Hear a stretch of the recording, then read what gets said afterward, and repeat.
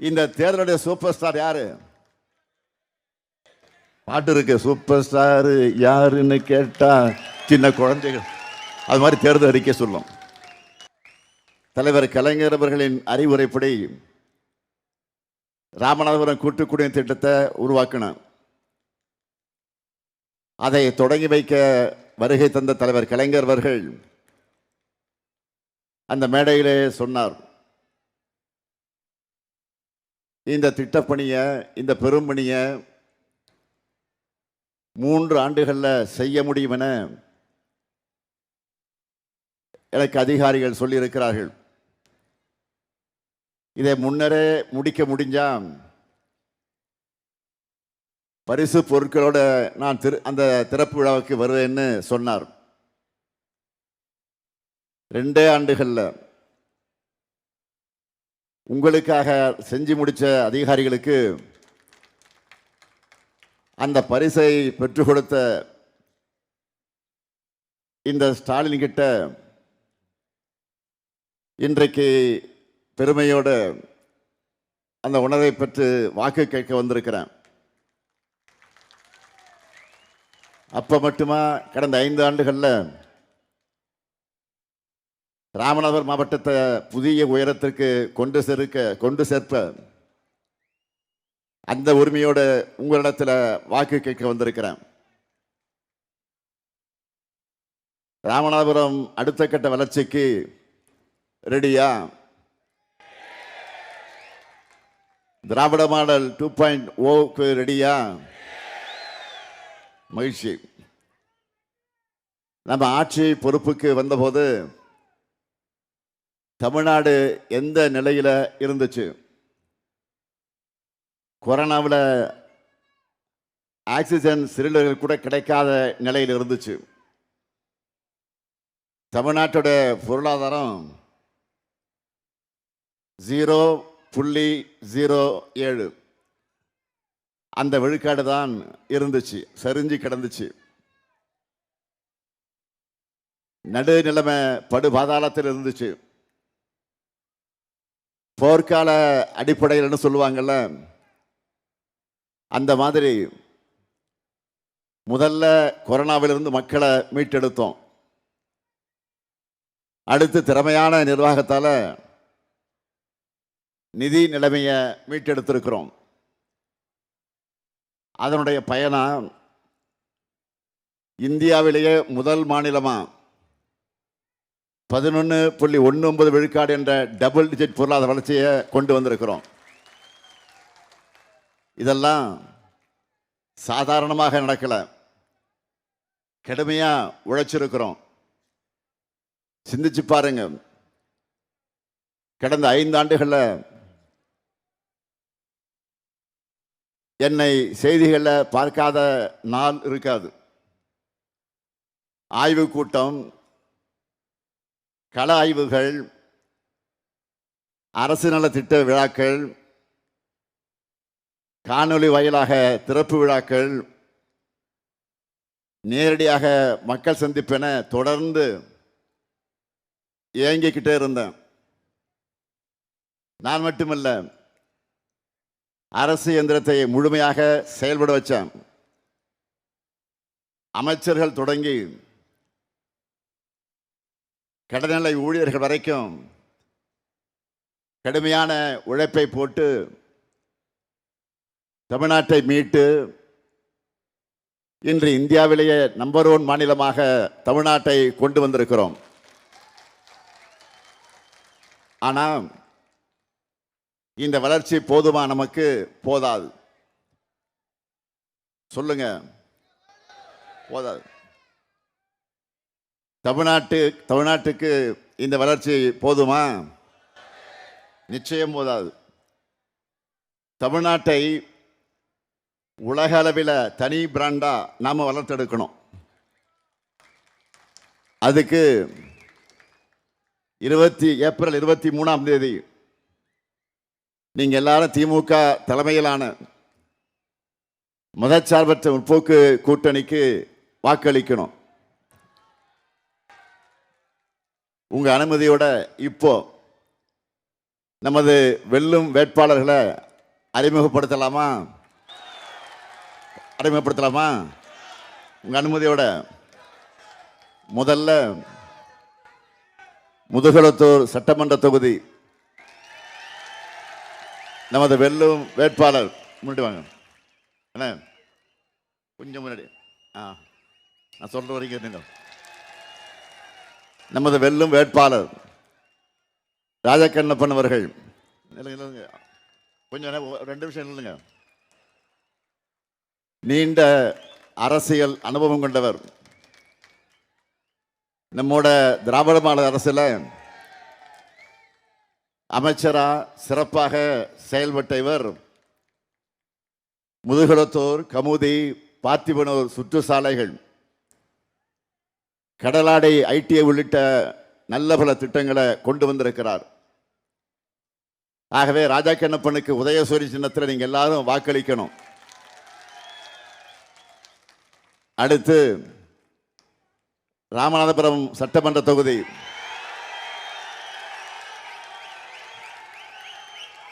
நமது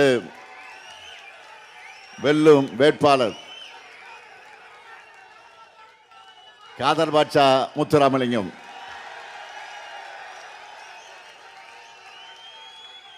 இவருடைய பேரை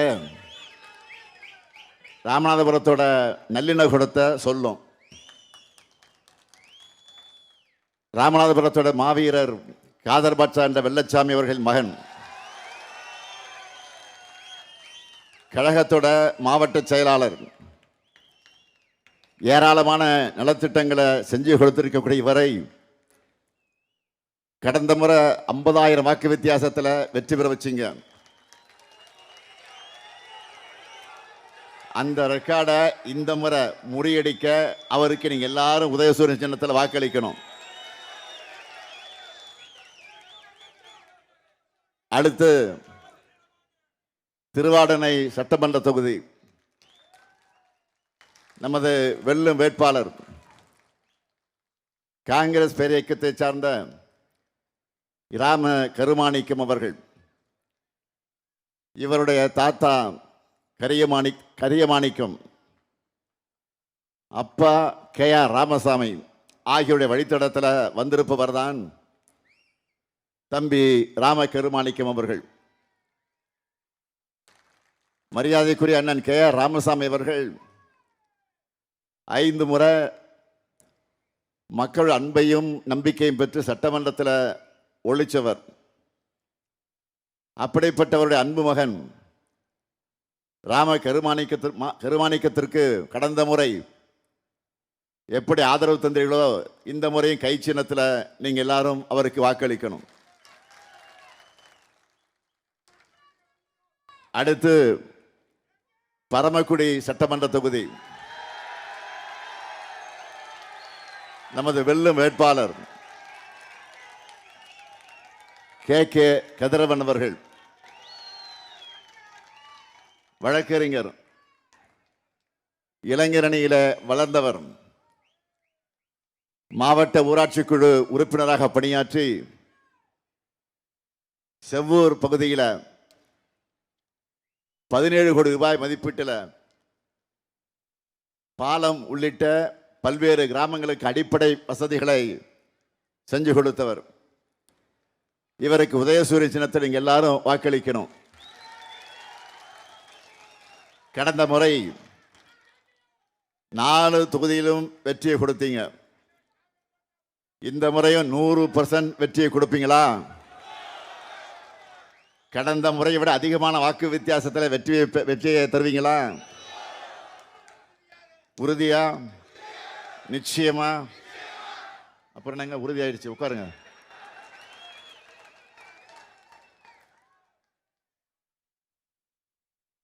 ராமநாதபுரத்துக்காக திராவிட முன்னேற்ற கழகம் செஞ்சிருக்கக்கூடிய சாதனைகள்ல சிலவற்றை மட்டும் தலைப்புச் செய்திகளாக நான் சொல்ல விரும்புகிறேன். 1974ஆம் ஆண்டு தலைவர் கலைஞர் அவர்கள் தொடங்கின தமிழ்நாடு உப்பு கழகம் பார்த்திபனூர்ல மதகு அணை கடலாடி எம்எல்ஏவாக இருந்த என்னுடைய ஆறுயிர் அண்ணன் சுபத்தங்கவேலன் அவர்கள் சட்டமன்றத்தில் ஒரு கோரிக்கை வச்சார். பல கோரிக்கை வச்சிருக்காரு, நான் இது குறிப்பிட்டு சொல்றேன். அதில் ராமநாதபுரத்தில் கிராம சாலைகள் தான் இருக்கு, நெடுஞ்சாலைகளே இல்லைன்னு சொன்னார். உடனே தலைவர் கலைஞர் அவர்கள் 500 கிலோமீட்டர் கிராம சாலையை நெடுஞ்சாலையா தரமுயர்த்தி தேசிய நெடுஞ்சாலையோடு இணைக்கிற மாபெரும் திட்டத்தை உருவாக்கி செயல்படுத்தினார். ராமேஸ்வரம், தங்கச்சிமடம், பாம்பன், மண்டபம், தொண்டி, சாயல்குடி உள்ளிட்ட பல்வேறு இடங்கள்ல சுனாமியால் பாதிக்கப்பட்ட மீனவர்களுக்கு 5000 சுனாமி குடியிருப்புகளை கட்டி கொடுத்தோம். இப்படி சொல்லிக்கிட்டே போகலாம். இதோட தொடர்ச்சியாக தான் நம்ம திராவிட மாடல் அரசில் மீண்டும் 2819 கோடி ரூபாய் மதிப்பீட்டில் சிறப்பு குடிநீர் திட்டம், தேவர் திருமகனார் நினைவிடத்தில் 3 கோடி ரூபாய் மதிப்பீட்டில் மண்டபம், ராமநாத சுவாமி கோவிலில் 99 கோடி ரூபாய் மதிப்பீட்டில் சீரமைப்பு பணிகள், கோயில் பணியாளர்களுக்கு 9 கோடி ரூபாய் மதிப்பீட்டில் குடியிருப்புகள், தியாகி இமானுவேல் சேகரனாருக்கு சிலையுடன் கூடிய அரங்கம், ராமேஸ்வரத்தில் அரசு மருத்துவமனை கட்டடம், கீழக்கரையில் அரசு மருத்துவமனை கட்டடம், ராமநாதபுரத்தில் புதிய பேருந்து நிலையம், தனுஷ்கோடி சுற்றுலா தலம் மேம்பாடு, அரியமான் கடற்கரையில் சாகச சுற்றுலா மையம் அமைக்க ஏற்பாடு, ராமநாதபுரத்தில் அறிவுசார் மையம், பிறப்பு வலசையில் ஒலிம்பிக் நீர் விளையாட்டு அகாடமி, ராமேஸ்வரம், பாம்பன், மண்டபம், துறைமுகங்களில் மீன் இறங்கு தளம், விற்பனை கூடம், தூண்டில் விளைவுகள், நெடுஞ்சாலைத்துறை சார்பில் 219 பணிகள், 154 புதிய கட்டடங்கள், நகராட்சி நிர்வாகத்துறை சார்பில் 231 பணிகள், 22 மினி பேருந்துகள், திருவாடனை அணைக்கட்டு, 90 கூட்டுறவு சங்கங்களுக்கு பால் தர பரிசோதனை கருவிகள்னு ஏராளமான பணிகள் செய்யப்பட்டிருக்கு. சுருக்கமா புள்ளி விபரமா சொல்லணும்னா, நம்ம திராவிட மாடல் ஆட்சியில் 3250 கோடி ரூபாய் மதிப்பில் 46,770 திட்ட வளர்ச்சி பணிகள் நடந்திருக்கு. 12,105 கோடி ரூபாய்க்கான நிதி நலத்திட்ட உதவிகள் வழங்கப்பட்டிருக்கு. இது மட்டும் இல்ல, இங்க மீனவ சொந்தங்கள் நிறைய பேர் இருக்கீங்க, வந்திருக்கிறீங்க. உங்களுக்காக ரோச்மா நகர் மீன் இறங்கு தளம், திருப்பாலைக்குடி நம்புதாலையில் மீனிறங்கு தளம், ராமேஸ்வரம் வாலிநோக்கம் மோர்பண்ணை மீனிறங்கு தளங்களில் கூடுதல் கட்டமைப்பு வசதிகள், மேற்குவாடி ஏர்வாடி பாம்பன் வடக்கு மீன் கிராமங்களில் குத்துக்கால் பகுதியும் தூண்டில் விளைவு பணியும் அமைக்கக்கூடிய பணி நடந்து கொண்டிருக்கிறது. தங்கச்சி மடம் மீனிறங்கு தளத்தை மேம்படுத்துகிற பணிக்கு அடிக்கல் நாட்டி இருக்கிறேன். மீன்பிடி தடைகால நிவாரணத் தொகையை 5,000 ரூபாயிலிருந்து 8,000 ரூபாயாக உயர்த்தி வழங்குகிறோம். மீனவர்களுக்காக வீடு கட்டும் திட்டத்தில் 1096 மீனவர்களுக்கு வீட்டுமனை பட்டா வழங்கியிருக்கிறோம். மீன்பிடி தொழிலுக்கான கூட்டுறவு கடன் வழங்குகிற திட்டத்தில் 3000 மீனவர்களுக்கு கடன்கள் வழங்கப்பட்டிருக்கு. நாட்டுப்படகு மீனவர்களுக்கு 40 விழுக்காடு மானியத்தில் இயந்திரங்கள் வழங்கப்பட்டிருக்கு. விசைப்படகு மீனவர்களுக்கான மானிய விலை டீசலை 18,000 லிட்டர்ல இருந்து 19,000 லிட்டராகவும், நாட்டுப்படகுகளுக்கு 4,000 லிட்டர்ல இருந்து 4,400 லிட்டராகவும் உயர்த்தி வழங்கிக்கிட்டு இருக்கிறோம். மீனவ சங்கத்திலிருந்து வந்த சகோதரர்கள் இன்று காலை என்னை நேரில் சந்தித்து நன்றி தெரிவித்தார்கள். நான் என்ன சொன்னேன் என்றால், உங்க முகங்களை பார்த்த மகிழ்ச்சி தான் நம்முடைய ஆட்சியுடைய சாதனைகளுக்கெல்லாம் சாட்சியாக அமைந்திருக்கிறது.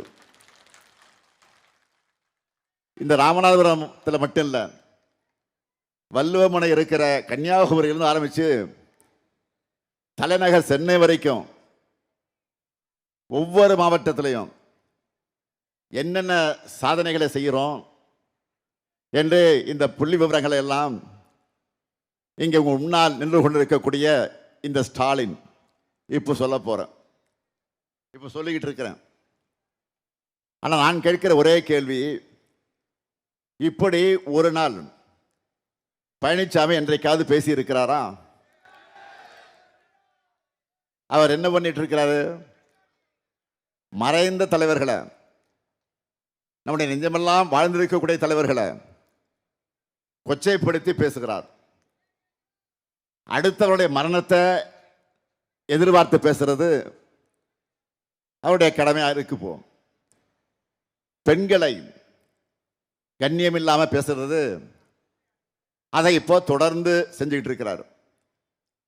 வாய்க்கொழு பிடித்து சாக்கடைக்கு சரிசமமா வந்து விடுகிற அவருடைய வார்த்தைகளுக்கு பாடம் புகட்ட போகக்கூடிய நாள் தான் ஏப்ரல் 23. மறந்துடாதீங்க. கொள்கையற்ற அடிமை கூட்டத்தை, சுயநலத்துக்காக தமிழ்நாட்டை அடகு வைக்கக்கூடிய வகையில் ஒன்று சேர்ந்திருக்கிற தோக கூட்டத்தை மக்கள் நீங்கள் விரட்டி அடிக்கணும். சாதனைகளால தமிழ்நாட்டை உயர்த்தி இருக்கக்கூடிய திராவிட மாடல் அரசை மீண்டும் ஆட்சியில் நீங்கள் அமர்த்தணும். ஏன்னா திராவிட மாடலோட திட்டங்கள் என்பது வரலாற்றில் நிற்கிற திட்டங்கள் மட்டும் இல்லை, புது வரலாற்றை படைக்கக்கூடிய திட்டங்கள். வெறும் புள்ளி விவரங்கள் இல்லை, கோடிக்கணக்கான தமிழ் மக்களுடைய புன்னகையால் எழுதப்பட்டிருக்கக்கூடிய சாதனை சரித்திரம் தான் திராவிட மாடல். முதலமைச்சரான முதல் நாள் நான் போட்ட முதல் கையெழுத்தே மகளிர் முன்னேற்றத்திற்கான மாபெரும் படிக்கட்டாக அமைஞ்ச விடியல் பயண திட்டம். நம்ம அரசு பொறுப்பேற்ற 1800 நாட்களில் 935 கோடிக்கும் அதிகமான பயணங்களை மகளிர் மேற்கொண்டிருக்கிறாங்க. ஊரெல்லாம் சுற்றி பூ காய்கறி விற்று 5,000 ரூபாய் சம்பாதிச்சா அதில் 1000 ரூபாய் பஸ்ஸுக்கே போயிடுதுன்னு கவலைப்பட்டு வேதனையோடு இருந்த பல சகோதரிகள் இந்த விடியல் பயணத்தால் பயணிக்கும் ஒவ்வொரு நாளும் இந்த ஸ்டாலினை நிச்சயமாக நினைப்பாங்க. பக்கத்து டவுனுக்கு வேலைக்கு போகிற சகோதரிகள் இந்த ஸ்டாலினுக்கு தேங்க்ஸ் சொல்லுவாங்க.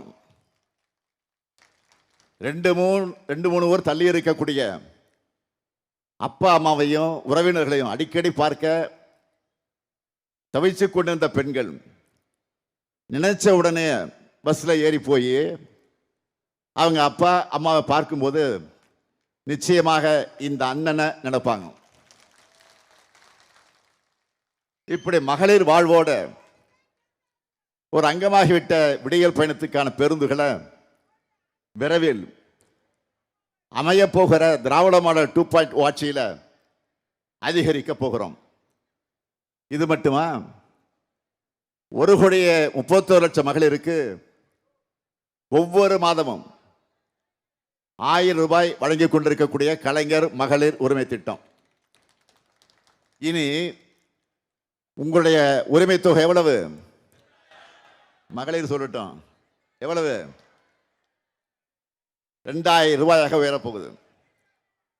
அடுத்து அரசு பள்ளியில் படித்து காலேஜ் போகிற மாணவ மாணவிகளுக்கு மாதம் 1000 ரூபாய் வழங்குகிற புதுமை பெண் மற்றும் தமிழ் புதல்வன் திட்டம்.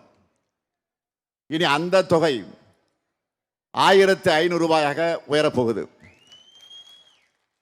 19 லட்சம் பள்ளி மாணவர்களுக்கு சூடா சுவையா சத்தான உணவை வழங்குகிற காலை உணவு திட்டம். இனி 8ஆம் வகுப்பு, முன்பு இதுவரை 5ஆம் வகுப்பு, ஆனால் வரக்கூடிய ஆட்சியில் 8ஆம் வகுப்பு வரைக்கும் விரிவாக்க செய்ய போகிறோம். அதே மாதிரி பல லட்சம் உயிர்களை காக்கக்கூடிய மக்களை தேடி மருத்துவம், விபத்தில் சிக்கி உயிருக்கு போராடின ஆயிரக்கணக்கான உயிர்களையும் குடும்பங்களையும் காப்பாற்றிய இன்னுயிர் காப்போம் நம்மை காக்கு 48, பாதம் பாதுகாப்போம் இதயம் காப்போம் சிறுநீரக பாதுகாப்பு திட்டம். ஒன்றிய அரசு பின்பற்ற போறதா சொல்லி இருக்கக்கூடிய தோழி விடுதி, ஸ்டார்ட் அப் தமிழ்நாடு, அண்ணல் அம்பேத்கர் தொழில் முன்னோடிகள் திட்டம், கலைஞர் கனவு இல்லம், இப்படி நாள் முழுக்க என்னால் பட்டியல் போட முடியும். 2021 திராவிட மாடல் ஆட்சிக்காக உங்களுடைய ஆதரவை கேட்டபோது நான் சொன்னேன், அடுத்த 10 ஆண்டுகளுக்கான தொலைநோக்கு பார்வையை உறுதிமொழிகளாக கொடுத்துட்டு தான் வாக்கு கேட்டேன். அந்த அடிப்படையில் திராவிட மாடல் ஆட்சி என்பது 2.0 ஆட்சியில் அடைய இருக்கக்கூடிய புதிய உயரங்களுக்கான அடித்தளம்.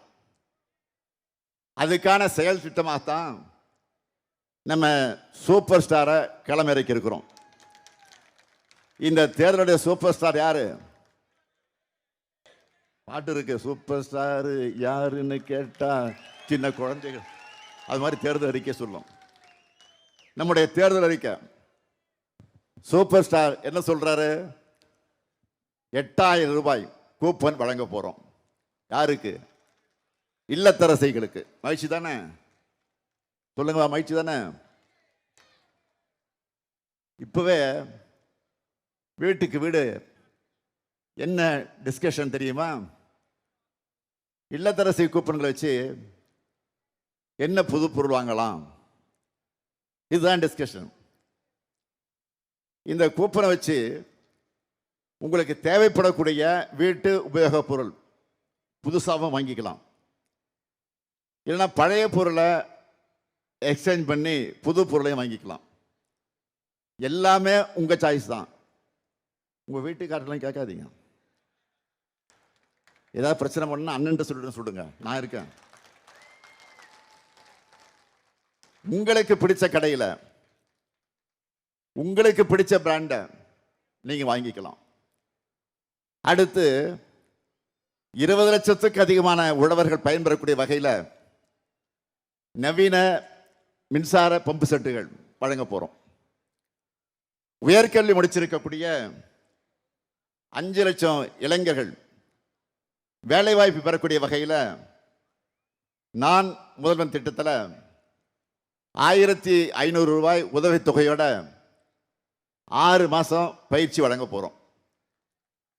பால் கொள்முதல் விலை லிட்டர் ஒன்றுக்கு 5 ரூபாய் உயர்த்தி வழங்கப்படும். முதியோர் உதவித்தொகை 1200 ரூபாயிலிருந்து 2000 ரூபாயாக உயர்த்தப்படும். மாற்றுத் திறனாளிகளுக்கான உதவித்தொகை 1500 ரூபாயிலிருந்து 2500 ரூபாயாக உயர்த்தப்படும். 2030ஆம் ஆண்டிற்குள்ள மாவட்ட மற்றும் வட்ட அளவிலான அரசு மருத்துவமனைகளில் டயாலிசிஸ் சிகிச்சைக்கான கருவிகள் 2 மடங்காக்கப்படும். கலைஞர் கனவு இல்ல திட்டம் உள்ளிட்ட வீடற்ற ஏழைகளுக்கு அடுத்த 5 வருஷத்துல 10 லட்சம் வீடுகள் கட்டித்தரப்படும். மீனவர்களுடைய வாழ்வாதாரத்தை உயர்த்த கடலோர பகுதிகளில் சிப்காட் நீல பொருளாதார பூங்காக்கள் உருவாக்கப்படும். மீன் ஏற்றுமதியை அதிகரித்திட சிறப்பு திட்டம் உருவாக்கப்படும். மீன்பிடி துறைமுகங்கள் மற்றும் மீன் இறங்கு தளங்களை முழுமையாக பயன்படுத்தி மீனவர்கள் தங்களுடைய வருவாயை பெருக்குவதற்கு தேவையான நவீன உட்கட்டமைப்பு வசதிகள் ஏற்படுத்தப்படும். கடற்பாசி வளர்ப்பு ஊக்குவிக்கப்படும். நவீன வசதிகளுடன் கூடிய மீன் விற்பனை அங்காடிகள் முக்கியமான நகரங்களில் உருவாக்கப்படும். மீன் மற்றும் கருவாடு சில்லறை விற்பனை, கடற்பாசி வளர்ப்பு ஆகிய சிறு தொழில்களில் ஈடுபட்டிருக்கக்கூடிய பெண்கள் அவங்களுக்கு அடையாள அட்டை வழங்கப்படும்.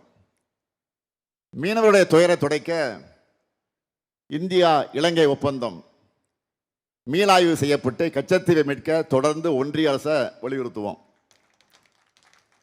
ராமநாதபுரம் அரசு மருத்துவக் கல்லூரி மருத்துவமனையிலேயே புற்றுநோய்க்கான நவீன சிகிச்சை வசதிகள் ஏற்படுத்தப்படும். இப்படி நம்ம சூப்பர் ஸ்டாரில் ஏராளமான வாக்குறுதிகள் இருக்கு. இந்த ஸ்டாலின் சொன்னதை செய்வான். நான் கலைஞருடைய மகன், சொன்னதை உறுதியாக செய்வேன், சொல்லாம அதிரடியாகவும் செய்வேன். அதனால தான் வடக்கு வாழ்கிறது தெற்கு தேய்கிறதுன்னு இருந்த நிலையை மாற்றி தெற்கு தான் வழிகாட்டுது என்ற நிலையை திராவிட மாடல் உருவாக்கி இருக்கிறோம்.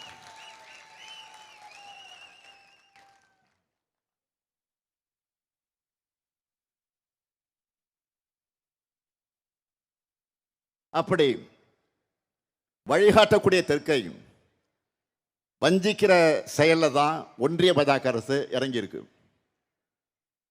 மகளிருக்கு இடஒதுக்கீடு கொடுக்கிறோம் என்பதை காரணமாக காட்டி ஒன்றியத்தில் தமிழ்நாட்டோட பிரதிநிதித்துவத்தை குறைக்க பார்க்குறாங்க.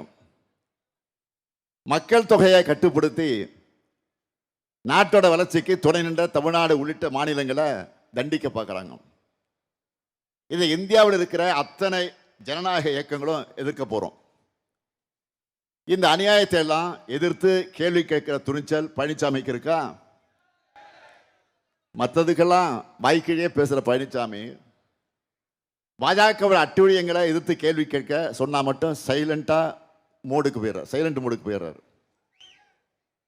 மோடியையும் அமித்ஷாவையும் எதிர்த்து பேசணும்னா பயத்திலேயே சுவிட்ச் ஆஃப் ஆகிடுறாரு. அவர் எதற்காக பிரச்சாரத்துக்கு போறார் தெரியுமா? இப்படிப்பட்ட ஒரு அடிமை உலகத்திலே யாரும் பார்த்ததில்லை என்ற கிண்ண சாதனையை படைக்கத்தான் பிரச்சாரம் பண்றாரு. இவருடைய ஓனர் யாரு? பாஜக. யாரு இவருடைய ஓனர்? யாரு? பாஜக. இங்க மீனவ சொந்தங்கள் வந்திருப்பீங்க. உக்ரைன் போரை நிறுத்திட்டேன், அமெரிக்காவே அலற விட்டேன் என்று சொல்லிக் கொண்டிருக்கக்கூடிய விஸ்வகுரு மோடி அவர்கள் அண்டை நாடான இலங்கை கிட்ட பேச சொன்னா மௌன குருவா ஆகிறாரு. பார்க்கிறோமா இல்லையா? தட்டி கேட்க முடியலன்னு சொல்றதை விட தமிழ்நாட்டு மீனவர்கள் தானே என்ற காலத்தால் தட்டி கேட்காம இருக்காருன்னு தான் சொல்லணும். நம்ம தமிழ்நாட்டு மீனவர்களை இந்திய மீனவர்களாக நினைச்சிருந்தா இப்படி அல்லல்பட விட்டிருப்பாரா? கச்சத்தீவு மற்றும் மீனவர்கள் பாதுகாப்பு தொடர்பா தமிழ்நாடு அரசு சார்பாக சட்டமன்றம் தீர்மானத்தை நிறைவேற்றி கோரிக்கையை அனுப்பி வச்சிருக்கிறோம். இதுவரை ஒன்றிய பாஜக அரசு எடுத்த நடவடிக்கை என்ன? எதுவும் இல்லை. இதுதான் நாம கேட்கிற கேள்வி. பாஜகவுக்கு தமிழ்நாட்டு மேல வர திடீர் அக்கறை என்பது வெறும் அரசியல் ஸ்டண்ட் மட்டும்தான். அவங்க செய்யறது அதை தந்திரமும் இல்லை, இரட்டை வேடை தந்திரம். அண்மையில் சென்னையிலே ஓய்வு பெற்ற நீதியரசர் ஹரி பரந்தாமன் அவர்கள் ஜீரோ பிஜேபி என்ற இயக்கத்தை தொடங்கி இருக்கிறார் முன்னாள் நீதிபதி, ஓய்வு பெற்ற நீதிபதி ஹரி பரந்தாமன் அவர்கள். அதை தொடங்கி வச்சது யார் தெரியுமா? பிரகால பிரபாகர். யார் தெரியுமா? ஒன்றிய நிதியமைச்சராக இருக்கிறாங்க பாருங்க. இப்போ யாரு?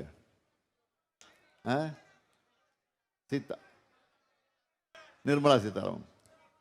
அந்த சீதாராமனுடைய கணவர் தான் அவர், பிரகால பிரபாகர் அவர்கள்.